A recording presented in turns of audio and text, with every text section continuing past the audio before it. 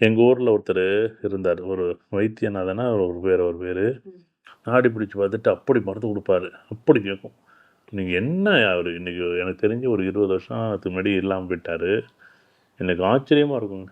அப்பெல்லாம் மருத்துவச்சி வந்து நாடி பிடிச்சி பார்த்துட்டு தானே ஒரு பொண்ணு கன்சீவாக இருக்கா இல்லையான்னு கூட சொல்லுவாங்க. அந்த நாடி துடிப்பிலேயே அவங்க சொல்லுவாங்க. இன்னைக்கு அந்த அளவுக்கு யாரும் இல்லை. எல்லா டெஸ்ட்டும் எடுத்து பார்த்துட்டோம், இந்த வலிக்கான காரணம் யாருமே சொல்ல மாட்டேங்கிறாங்க அப்படின்னு சொல்றது. எல்லா மருந்தும் கொடுத்து பார்த்தாச்சு வலி நிற்கல அப்படின்னு சொல்கிறது ஒரு பக்கம் மருத்துவத்துறையில் இருக்கக்கூடிய ஒரு நிகழ்வு. ஆனால் ஜோதிடத்தில் மட்டும் என்னன்னா உடனே சொல்லணும், முன்னாடி நடந்ததை சொல்லணும் அப்படிலாம் இல்லை. இப்போ இந்த தேதியில் இது நடந்துச்சு, இதை சொல்லுங்கள், இதை சொல்லாதீங்க. இதை ஃபஸ்ட்டு இதை புரிஞ்சுக்கிட்டாலே போதும். இந்த ஜோதிடங்கிறது எதிர்காலத்தை ஒரு திட்டமிடுதல் அல்லது வழிகாட்டுதல் அல்லது எதிர்காலத்தை பற்றியான ஒரு கண்ணோட்டம் இப்படி இருக்கும். அதுக்கு நீங்கள் திட்டமிடுறதுக்கு கடந்த காலம் வந்து பார்த்தீங்கன்னா 2010லேருந்து 2013 வரைக்கும் நீங்கள் நல்லா இருந்தீங்க. 2013லேருந்து 2016 வரைக்கும் நல்லா இல்லைங்க உங்களுக்கு ஜாதகம். 2016 பிறகு தான் உங்கள் தொழில் ஓடுனுச்சு. 2020 வரைக்கும் ஓடுனுச்சு.